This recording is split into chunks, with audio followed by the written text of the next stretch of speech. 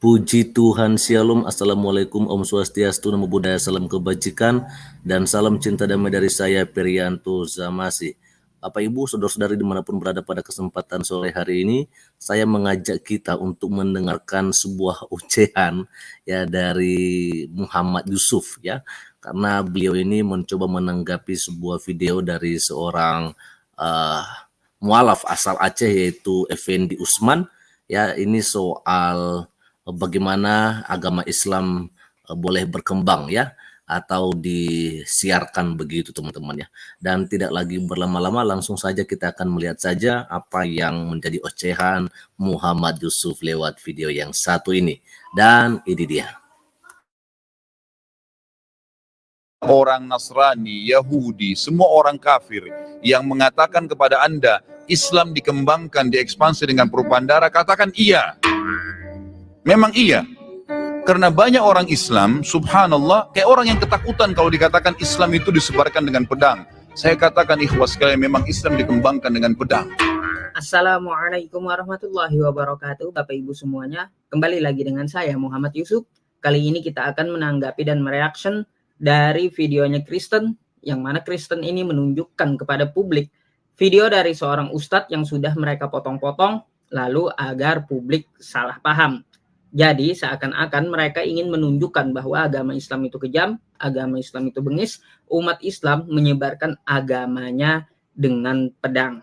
Lalu bagaimana videonya? Di sini perhatikan sampai selesai ya Bapak Ibu semuanya, agar kita tidak gagal paham. Langsung saja kita tampilkan videonya. Nah, sekarang kita bertanya kepada Ustadz Khalid Basalamah ya. Assalamualaikum Ustadz, saya mau bertanya nih. Benarkah Islam adalah agama damai? Maksudnya, benarkah Islam disebarkan tanpa pertumpahan darah? Kalau seandainya ada orang Nasrani, Yahudi, semua orang kafir yang mengatakan kepada Anda Islam dikembangkan, diekspansi dengan perubahan darah, katakan iya. Memang iya. Karena banyak orang Islam, subhanallah, kayak orang yang ketakutan kalau dikatakan Islam itu disebarkan dengan pedang. Saya katakan ikhwas sekalian, memang Islam dikembangkan dengan pedang. Jihad itu dikumandangkan memang dari dulu. Ada pengembangan Islam dengan dakwah, ada pengembangan Islam dengan pedang. Nabi SAW menyerang Mekah itu dengan kekuatan memang. Sampai menaklukkan Mekah, akhirnya tersebar Islam di Mekah. Dan kalau tidak ada jihad pada saat itu, Mekah akan tetap jadi kota kafir. Jangan dilupakan sejarah ini. Hah? Gak salah Ustadz. Kok saya sering mendengar bahwa Islam tidak menyebarkan agama dengan perang? Katanya Islam hanya berperang kalau diserang. Awalnya dari jihad. Banyak orang subhanallah menganggap takut kalau mengatakan Islam disebarkan dengan pertumpahan darah. Memang benar. Pada saat maju menawarkan peperangan, kita tawarkan Islam dulu. Tidak bisa Islam, tidak bisa orang jihad kalau tidak tawarkan nih. Kecuali kalau kita diserang tiba-tiba. Kalau untuk ekspansi, syarat mutlak disepakati oleh jumhur ulama, harus tawarkan Islam dulu. Kalau mereka nolak baru jizyah, upeti. Kalau mereka nolak baru perang. Dan ini tanpa nunggu kita diserang. Memang ini ekspansi. Memang ekspansi Islam. Disebarin Islam itu. Gitu kan? Kalau mereka nolak terjadi peperangan. Ini memang peperangan. Kasus saya katakan Mekah misalnya. Kemudian waktu Nabi SAW menyerang Tabuk. Gitu kan? Perang Hunain.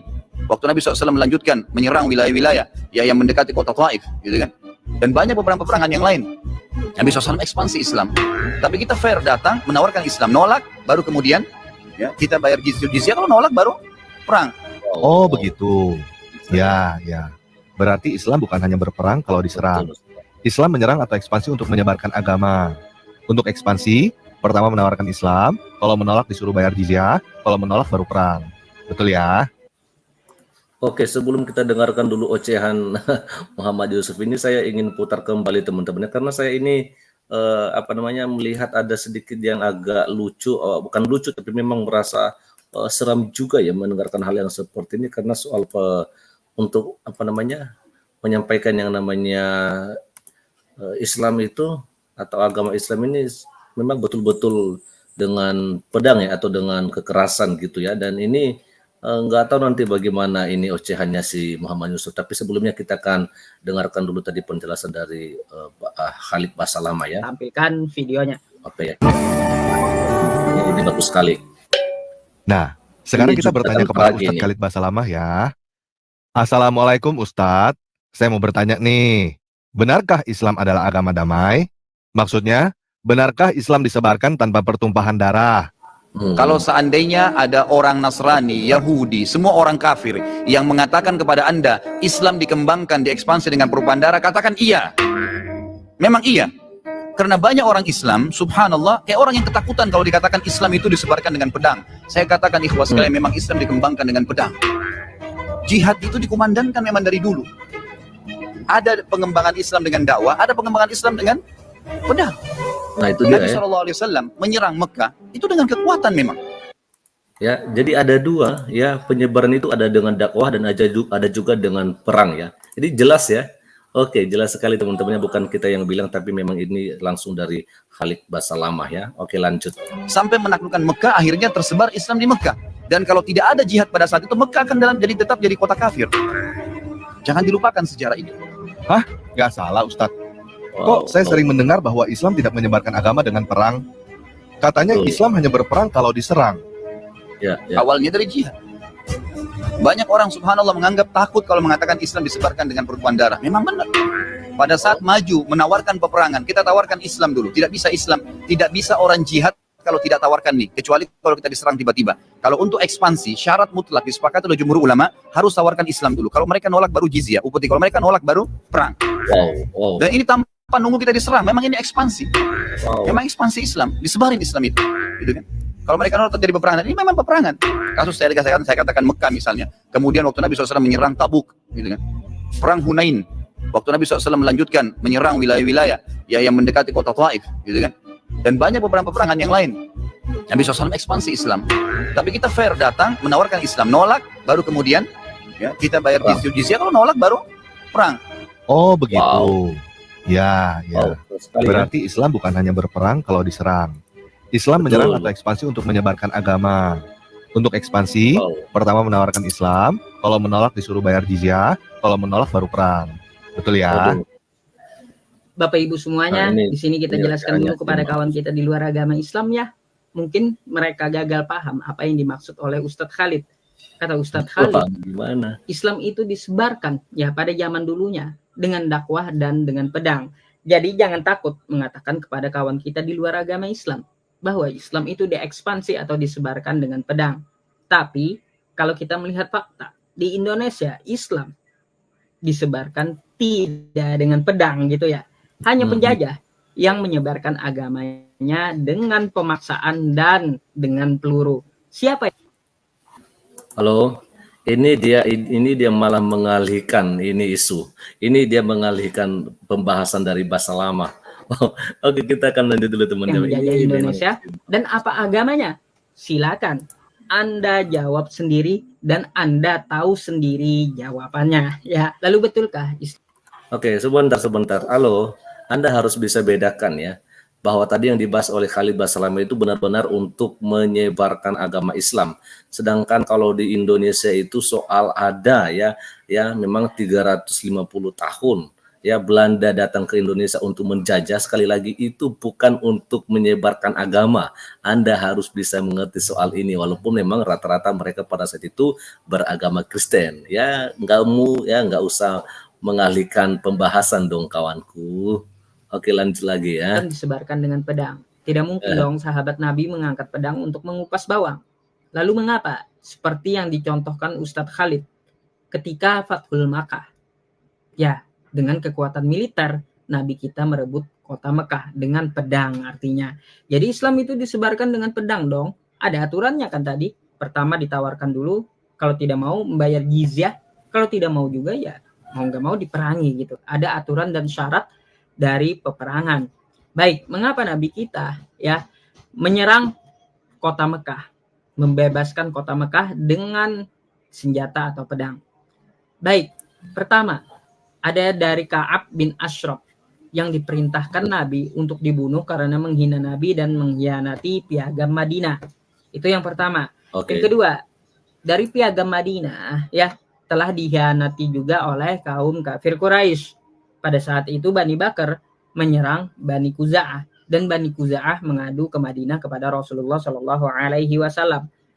Kafir Quraisy mereka sadar melanggar perjanjian ini, perjanjian Hudaybiyah ini. Lalu diutuslah Abu Sufyan datang ke Madinah menghadap Rasul untuk memperbaiki perjanjian. Tetapi ketika Abu Sufyan sampai di Madinah di tempat Rasul, Rasul tidak menghiraukannya. Abu Sufyan datang ke tempat Abu Bakar, berharap Abu Bakar mau membantunya, tetapi Abu Bakar juga tidak menghiraukannya. Setelah itu Abu Sufyan pulang ke Mekah, dan pada saat itulah Rasulullah Shallallahu Alaihi Wasallam memerintahkan sahabat untuk mengangkat senjatanya karena kafir Quraisy telah membatalkan perjanjian. Nah, jadi sesampainya di Mekah, kita tetap menawarkan Islam ya, disebarkan dulu Islam gitu. Lalu baru dengan pedang ada aturan dan syarat dari peperangan. Nah, peperangan ini terjadi, pembebasan kota Mekah ini terjadi karena kafir Quraisy sendiri yang berkhianat. Nah, di kota Taif, apakah Rasul cuma-cuma atau tidak ada alasan merebut kota Taif? Pada saat Rasulullah Shallallahu Alaihi Wasallam datang ke kota Taif, ya, kota Taif menolak keras dan melempari Nabi kita dengan batu sampai berdarah-darah. Ya mau nggak mau, umat Islam membalas dengan mengangkat pedang, gitu ya, menyebarkan agama Islam di kota Taif dengan pedang. Setelah dikuasai, lalu mereka ditawarkan agama Islam. Kalau tidak mau juga, maka membayar jizyah. Kalau tidak mau juga, ya mau nggak mau diperangi gitu. Mau gimana lagi? Ya, jadi jangan takut. Kita mengatakan bahwa agama Islam disebarkan dengan pedang, diekspansi dengan pedang. Tetapi sebelum dengan pedang, ternyata dengan dakwah terlebih dulu.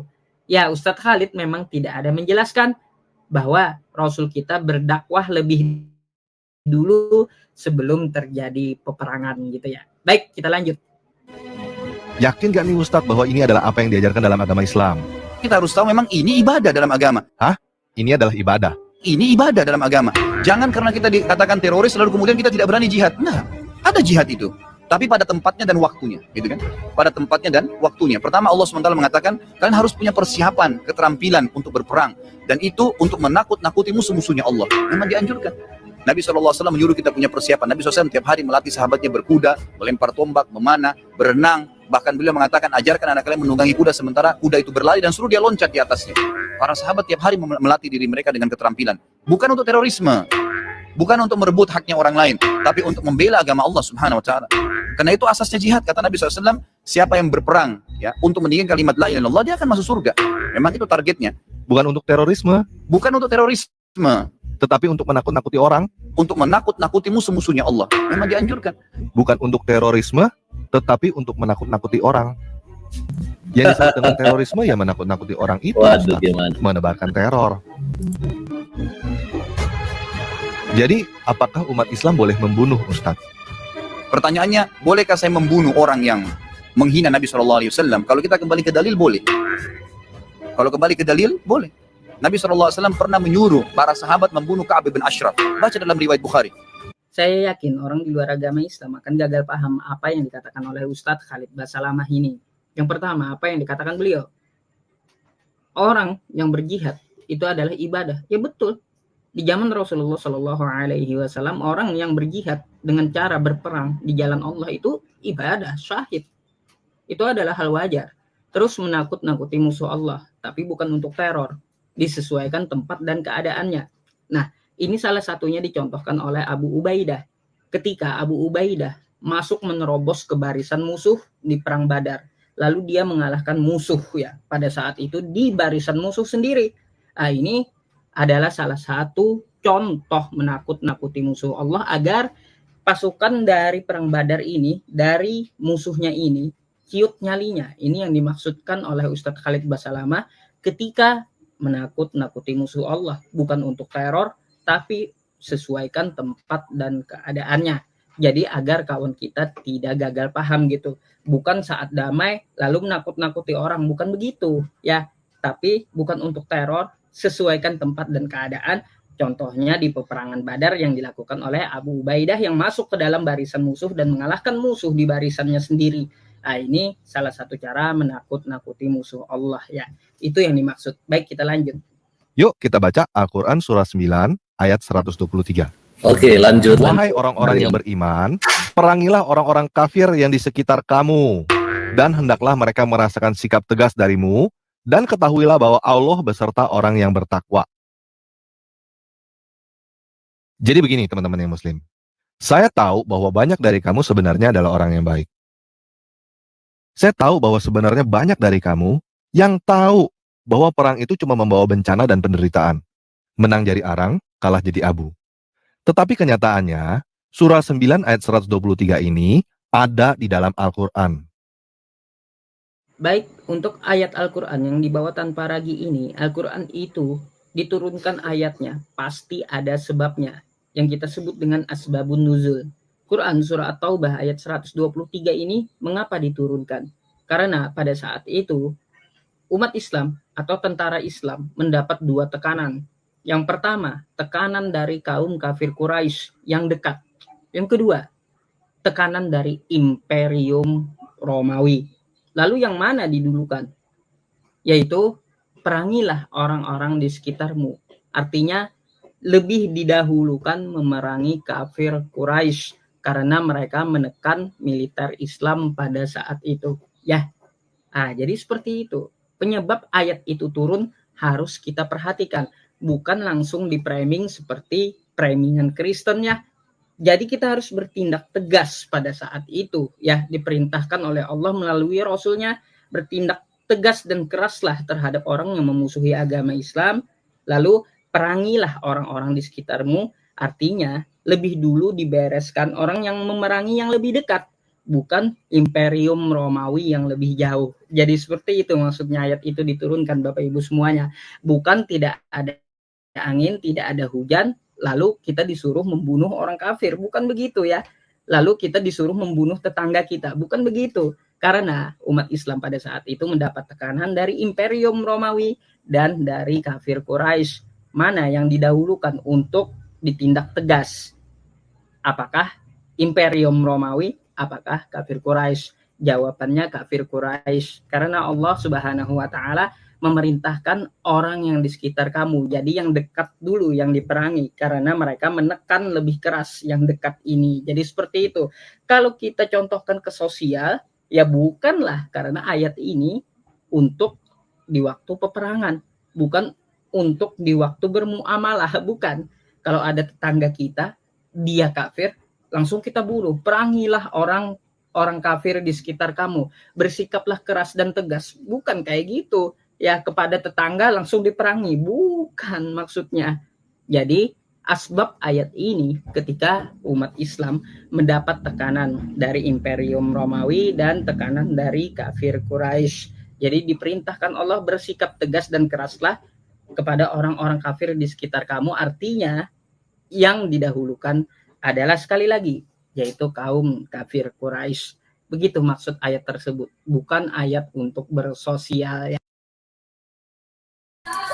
Oke. Jadi kita sudah mendengarkan ocehan dari seorang Muhammad Yusuf dalam hal ini teman-teman ya. Saya pikir dengan dia menjelaskan ini dia merasa lebih hebat dari seorang Khalifah Salamah. Oke lah, saya percaya kalau misalnya mungkin sebuah ayat diturunkan itu karena mungkin ada alasannya pada saat itu dulu teman-teman ya. Tapi yang saya mau tanyakan sekarang mungkin pada kesempatan ini, kalau misalnya itu sudah nggak berlaku lagi sekarang, seperti apa yang terjadi dahulu itu di ayat yang ada tersebut, seharusnya ada ayat yang menjadi sebuah seperti ayat yang seharusnya dilakukan oleh umat Islam sampai sekarang. Karena begini loh, karena dulu juga kita melihat bahwa peperangan itu juga terjadi di Alkitab ya, maksudnya diriwayatkan atau diceritakan di Alkitab. Tetapi bukan berarti pada saat sampai sekarang ya yang namanya peperangan itu dianjurkan atau diperbolehkan kepada orang Kristen. Tetap saja bahwa itu tidak diperbolehkan. Seperti apa yang pernah dikatakan oleh seorang maksud saya yang dikatakan oleh Yesus kepada para muridnya, bahwa dulu ya ada firman Tuhan berkata bahwa kasihilah musuhmu ya, dan mungkin kita boleh melakukan pembalasan terhadap mereka orang yang juga melakukan kejahatan. Tetapi pada akhirnya ada sebuah perintah yang baru atau perjanjian yang baru daripada Yesus itu sendiri, bahwa kita tetap mengasihi orang lain siapapun, bahkan musuh sekalipun kita harus mengasihi mereka, bahkan mendoakan mereka yang menganiaya kita. Jadi biar ada seperti perjanjian baru, perintah baru yang pada akhirnya itulah yang menjadi pedoman kita untuk berperilaku atau untuk melakukan sesuatu kepada sesama kita manusia. Jadi saya pikir ocehan daripada seorang Muhammad Yusuf ini, saya pikir dia tidaklah lebih hebat daripada seorang Khalid Basalamah, karena semuanya sudah disampaikan oleh Khalid Basalamah dengan jelas. Tetapi ocehan Muhammad Yusuf ini sepertinya hanya untuk ya mempermalukan dirinya sendiri ya. Sebenarnya dia mau mengelak, tapi ya mau bagaimana ya. Khalid Basalamah saya pikir dia adalah juga yang seorang keturunan Arab, pasti lebih tahu daripada seorang Muhammad Yusuf ya. Oke, sekian saja dulu untuk sore hari ini, dan Tuhan Yesus memberkati kita semua. Shalom, assalamualaikum, Om Swastiastu, Namo Buddhaya, salam kebajikan dan salam cinta damai dari saya Perianto Zamasi.